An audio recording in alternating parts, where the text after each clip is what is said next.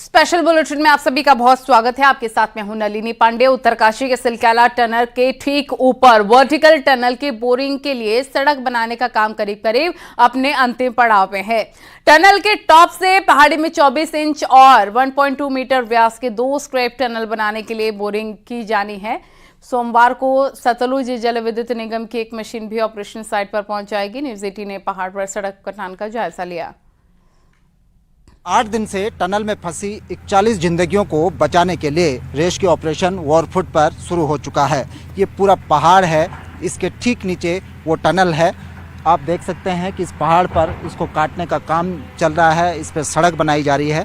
कल से ये सड़क बनाने का काम शुरू हुआ। कल शाम से करीब 4 किलोमीटर के आसपास तक अभी तक ये सड़क बनाई जा चुकी है। अब यहाँ से महज 250 मीटर की दूरी है उस स्पॉट की जहाँ से बोरिंग की जानी है। करीब 95 मीटर अंदर ज़मीन के अंदर जाकर जब बोरिंग होगी तो बोरिंग ठीक उस टनल के उस हिस्से में होगी जहां पर श्रमिक फंसे हुए हैं। यहां पर सतलुज जल विद्युत निगम काम कर रहा है। जो तमाम एक्सपर्ट एजेंसी हैं टनलिंग की, उनको इस काम में झोंका गया है।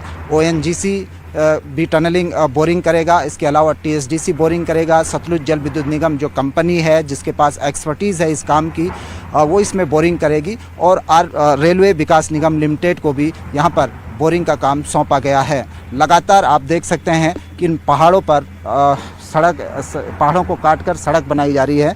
इसी सड़क से अब जो हैवीवेट मशीनें हैं जो बोरिंग करेंगी, जिनका वजन करीब मोटे तौर पर 100 टन से अधिक बताया जा रहा है, वो मशीनें यहाँ लाई जाएंगी। इसके लिए हर वो सुविधाएं यहाँ पर जुटाई जा रही हैं। अगर मैं बिजली की बात करूँ तो यहाँ पर आप देख सकते हैं ये लाइन भी बिछाई जा रही है जंगल में, ताकि 24 घंटे उस स्पॉट पर जहाँ से बोरिंग का काम शुरू होगा वहाँ पर बिजली उपलब्ध रहे। इसी तरह से पानी की व्यवस्था भी यहाँ पर की जा रही है। यानी कि वॉरफुट पर चारों दिशाओं से टनल के यहाँ पर जो स्केप टनल बननी है उसका काम शुरू हो चुका है, ताकि जल्द से जल्द उन 41 जिंदगियों तक पहुँचा जा सके जो पिछले 8 दिनों से टनल में फंसी हुई हैं। कैमरा पर्सन राकेश रावत के साथ सुनील नौपरबात, न्यूज़ 18, सिलक्याला, उत्तरकाशी।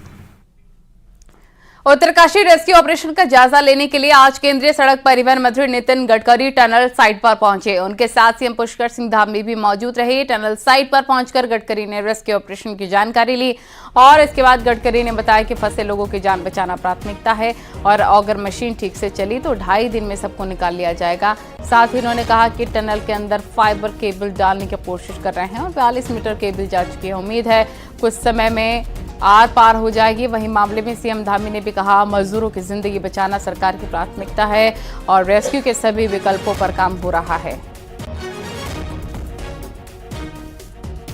जो ऑगर मशीन है ये अगर ठीक से चल गई तो हम 2-2.5 दिन में वहां तक पहुंच सकते हैं और वो भी प्रयास सबसे नजदीक होने वाला है।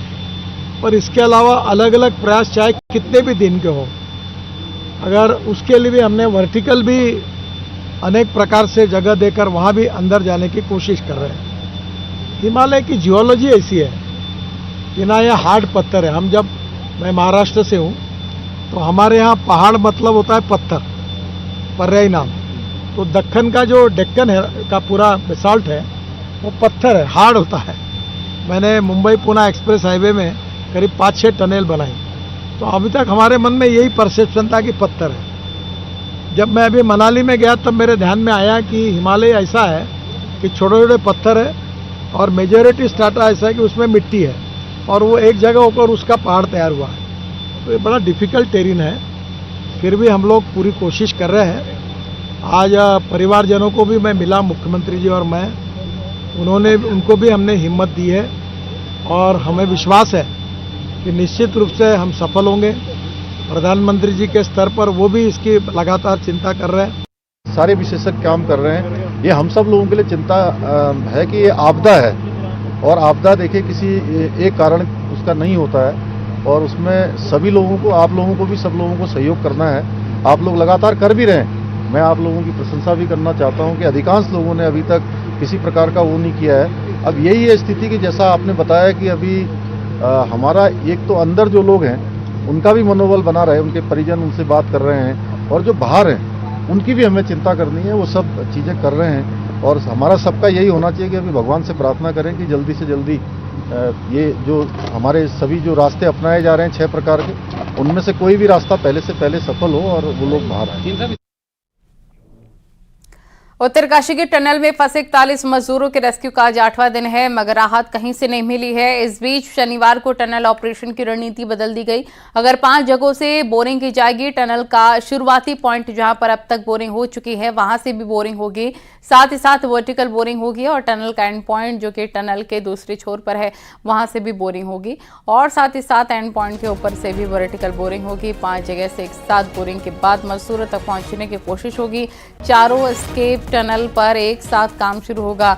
इसके लिए रेलवे, सतलुज जल विद्युत निगम और ONGC की टीमें जुटी हुई हैं।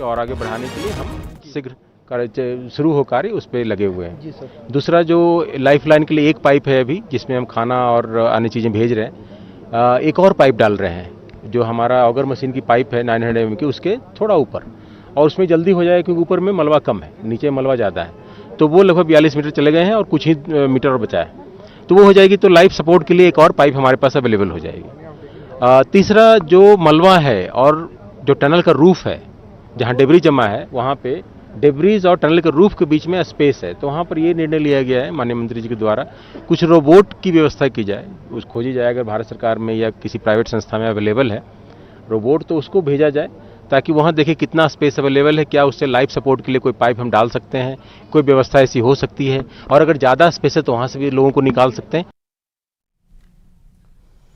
टनल में जहां 41 मजदूर अभी तक फंसे हैं, वहीं उनमें से मदन सिंह भी ऐसे हैं जो हादसे वाले दिन 5 मिनट पहले एक टनल के अंदर ही थे, लेकिन थोड़ी देर के लिए वो बाहर आए, वहां से 10 मीटर आगे आकर बैठ गए। जैसे ही वापस लौटने के लिए आगे बढ़े तभी मलबा गिरने की आवाज शुरू हो गई। मदन सिंह का कहना है ऊपर से टनल गिरी और देखते ही देखते हजारों टन मलबा पूरी टनल में फैल गया।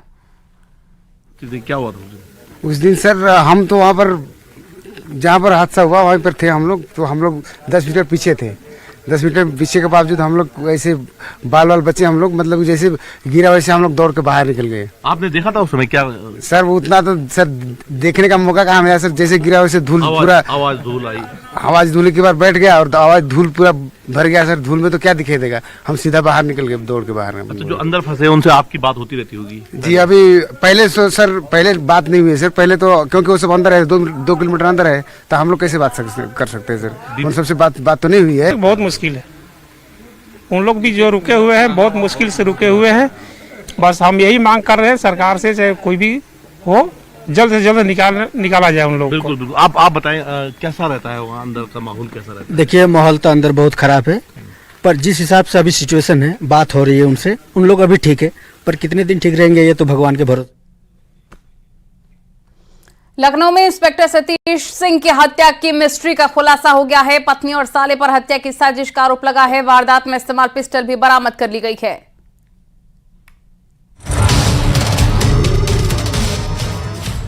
दिवाली की रात लखनऊ में इंस्पेक्टर सतीश सिंह की हत्या हुई थी, जिसके बाद से पुलिस को कातिल की तलाश थी, लेकिन हफ्ते भर के अंदर ही कत्ल का खुलासा हो गया। शक की सुई घर वालों पर भी जा रही थी और इस केस में घर वाले ही इस हत्या के मास्टरमाइंड निकले। पुलिस ने इंस्पेक्टर सतीश सिंह की पत्नी भावना और साले देवेंद्र को गिरफ्तार कर लिया है। दोनों पर हत्या की साजिश रचने का आरोप है। वारदात में इस्तेमाल की गई पिस्तौल को भी बरामद किया गया है। उसको सीरियसली लेते हुए इसमें कुल 5 टीमों का गठन किया गया था। दक्षिणी जोन की जो इसमें क्राइम टीम है उसको भी लगाया गया था और हमारे सीपी सर की जो क्राइम टीम है सेंट्रल टीम, उसको भी इसमें लगाया गया था। इन टीमों द्वारा लगातार 6 दिन रात सुबह शाम इसमें मेहनत की गई और इस पूरे ब्लाइंड केस को कड़ी दर कड़ी जोड़ते हुए वर्कआउट किया गया है, जिसके अनावरण के क्रम में इसमें 2 अभियुक्तों को गिरफ्तार किया गया है। एक जो मृतक का साला है देवेंद्र, जिसकी उम्र करीब 35 वर्ष है, और षड्यंत्र में ही शामिल मृतक की पत्नी भावना, उसको भी गिरफ्तार किया गया है। सतीश की पत्नी भावना का कहना था कि उनके पति के कई महिलाओं से अवैध संबंध थे। कहा जा रहा है कि इंस्पेक्टर सतीश सिंह अपनी संपत्ति किसी दूसरी लड़की के नाम करना चाहते थे। कहना है कि उसके सिस्टर के साथ उसके जीजा मारपीट करते थे, शारीरिक और मानसिक रूप से प्रताड़ित करते थे। जब कभी ससुराल पक्ष द्वारा हस्तक्षेप किया गया तो देवेंद्र का ऐसा कहना है कि उसे भी जान से मारने की धमकी उनके द्वारा दी गई थी। इन्हीं सब परिस्थितियों के चलते इन्होंने मृतक की पत्नी यानी कि अपने सिस्टर के साथ मिलकर इस चीज को ठाना कि अब इनको रास्ते से हटाना है।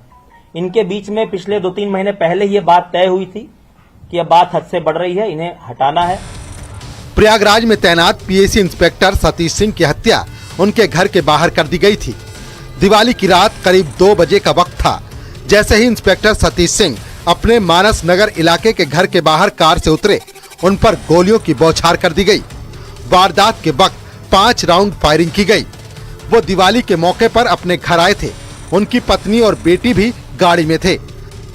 गेट का ताला खोलने के लिए पहुंचे, वैसे ही गोलियों का निशाना उन पर लगा और गोली लगते ही वो नीचे गिर पड़े। बाद में उन्हें ट्रॉमा सेंटर ले जाया गया, लेकिन उनकी मौत हो चुकी थी। Bureau report, news 18। अमरोहा में बोरिंग के गड्ढे में तेंदुआ गिर गया। बाद में वन विभाग ने बड़ी मशक्कत के बाद तेंदुए का रेस्क्यू किया।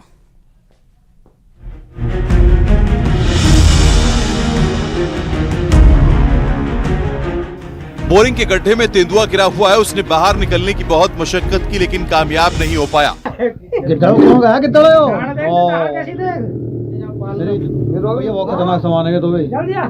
अमरोहा में धनौरा थाना क्षेत्र के हिरणखेड़ी गांव में गड्ढे में तेंदुआ गिर गया था। गड्ढा 15 मीटर का था। शनिवार की दोपहर की ये घटना है, जब हिरणखेड़ी गांव के रहने वाले रोबिन सिंह सिंचाई के लिए अपने खेत पर गए थे, लेकिन अचानक उनकी नजर बोरिंग के गड्ढे की तरफ गई, जिसके बाद तो उनके होश उड़ गए। तेंदुए को गड्ढे में देखकर स्थानीय लोग भी दंग थे। इसके बाद लोगों की भीड़ जमा हो गई। तेंदुए को देखकर लोगों ने शोर मचाना शुरू कर दिया। बाद में वन विभाग को सूचना दी गई। बिना देर किए वनकर्मी भी मौके पर पहुंचे, जिसके बाद तेंदुए के रेस्क्यू की तैयारियां शुरू हुई। तेंदुए के चेहरे पर भी घबराहट दिख रही थी। वो इधर उधर टहल रहा था। बेहद ही सावधानी से तेंदुए का रेस्क्यू करना था, क्योंकि तेंदुआ हमलावर भी हो सकता था। वनकर्मियों ने तेंदुए को गड्ढे से बाहर निकालने के लिए जाल फैलाया और जाल की मदद से उसे बड़ी मशक्कत के बाद बोरिंग के गड्ढे से बाहर निकाला। तेंदुए के रेस्क्यू के बाद गांव वालों ने भी राहत की सांस ली।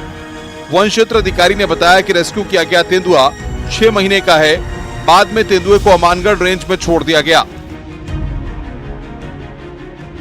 पशु चिकित्सक ने तेंदुए की मेडिकल जांच कराई।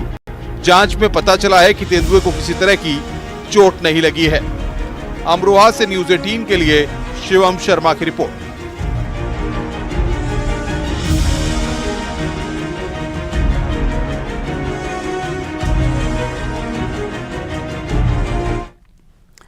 गोंडा में एक वीडियो वायरल हो रहा है, जिसमें कुछ युवक बाइक पर सवार होकर बम फोड़ रहे हैं। अब पुलिस के संज्ञान में ये मामला आ चुका है।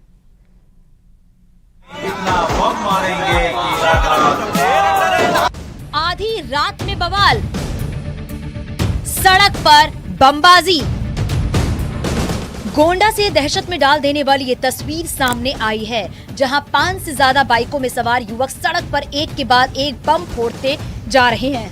किसी बाइक में 2 युवक बैठे हैं तो किसी में 3। इस तरह 12 से ज्यादा युवकों की टोली ने रात के अंधेरे में हुड़दंग मचाया। सभी की उम्र 20 से 22 साल के बीच बताई जा रही है। कानून का किसी को भी खौफ नहीं है। एक ऐसा भी युवक नहीं है जिसके सिर पर हेलमेट हो। कानून के खुलेआम धज्जियां उड़ाई गईं, गाना भी चल रहा है। पूरे इलाके में इतना बम मारेंगे कि सब धुआं धुआं हो जाएगा। इतना ही नहीं, जिसने ये वीडियो बनाया है वो युवक भी पीछे बाइक में सवार है। वीडियो बनाने के बाद इसे वायरल भी कर दिया गया। अब शुरू से ये वीडियो देखिए, जिसमें ये युवक सड़क पर सुतली बम फोड़ रहा है। पूरे इलाके में इतना बम मारेंगे कि उसके बाद दूसरी बाइक पर बैठा युवक भी जोर से बम फेंकता है और जोरदार धमाका होता है। इसके बाद सभी बाइक में सवार एक युवक एक एक करके बम फेंककर धमाका करते हैं। अपनी इस हरकत के चलते इन लड़कों ने सड़क पर दहशत मचा दी है। वीडियो में देखा जा सकता है कि सड़क पर कई लोग भी चलते हुए दिखाई दे रहे हैं। युवकों की बमबारी से भी सभी लोग सहमे हुए हैं, वहां से बचने की कोशिश कर रहे हैं। अगर किसी को गलती से ये बम लग जाता तो कोई अनहोनी भी हो सकती थी। लेकिन ये युवक वीडियो बनाने में इतने मशगूल थे कि इन्होंने राहगीरों की सुरक्षा को भी ताक पर रख दिया। कई किलोमीटर तक इन युवकों ने बाइक को दौड़ाया और इसी तरह सड़क पर हंगामा करते हुए सुतली बम फोड़ते गए। पूरे इलाके में इतना बम मारेंगे कि दिवाली के दिन करीब रात 8 बजे का ये मामला बताया जा रहा है। शहर कोतवाली क्षेत्र के रोडवेज चौकी, गुरु नानक चौकी और LBS चौराहे के पास की सड़कों में इन्होंने आतिशबाजी की। युवकों ने वीडियो बनाने के बाद इसे खुद सोशल मीडिया प्लेटफॉर्म पर डाल दिया। पुलिस के पास भी युवकों के हंगामे का ये वीडियो पहुंच गया है। अब पुलिस कार्रवाई की बात कह रही है। जनपद गोंडा से संबंधित एक वीडियो सोशल मीडिया पे वायरल हो रहा है, जिसमें ये बताया जा रहा है कि चौकी इंचार्ज और चौकी के सामने सुतली बम फोड़ा गया दहशत फैलाने के लिए। इसके संबंध में स्पष्ट करना है कि ये दीपावली के दौरान कहीं पर आतिशबाजी का ये सीन है उसमें, और इसमें जांच की गई है। किसी चौकी या चौकी इंचार्ज के सामने ऐसा कोई जो है दृश्य नहीं पाया गया है। फिर भी इस पूरे वीडियो की जांच कराई जा रही है और जहां भी जैसा भी होगा उसमें कार्रवाई की जाएगी। और जो प्रथम दृष्टया यही लग रहा है कि दीपावली के दौरान किसी ने सड़क पर जो है आतिशबाजी का प्रदर्शन किया है और इसमें जो भी जैसी भी कार्रवाई की जा रही है। जाहिर है युवकों ने फेमस होने के लिए वीडियो बनाया, लेकिन इससे शहर भर में दहशत फैला दी। युवक किसी भी हद तक जाने की कोशिश कर रही हैं।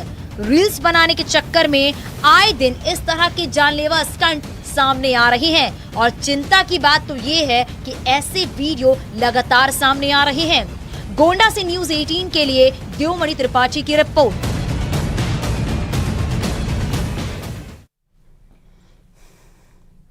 हरदोई में अचानक एक हाई टेंशन लाइन का तार टूटा, जिसके बाद पल भर में गन्ने की फसल जलकर राख हो गई।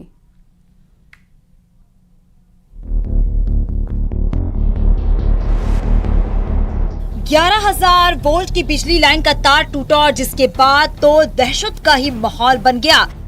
तार के नीचे गन्ने की खड़ी फसल थी। हाई टेंशन तार गन्ने की फसल पर गिर गया और करीब 3 बीघा गन्ना जलकर खाक हो गया।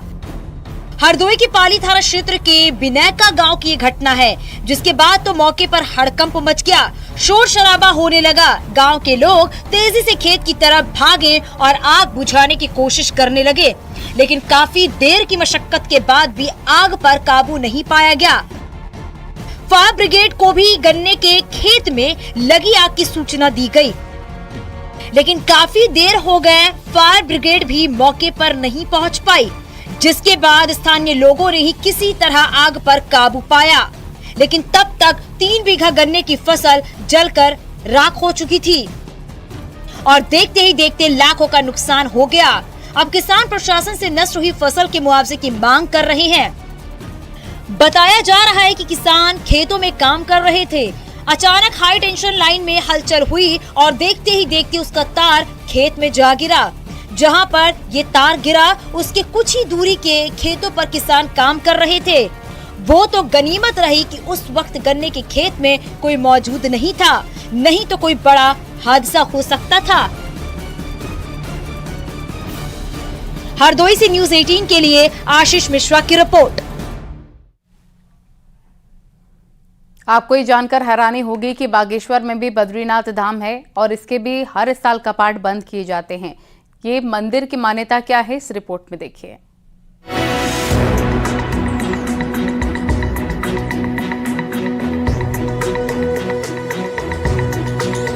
बागेश्वर के कांडा में भी बद्रीनाथ धाम का एक काफी पौराणिक मंदिर है।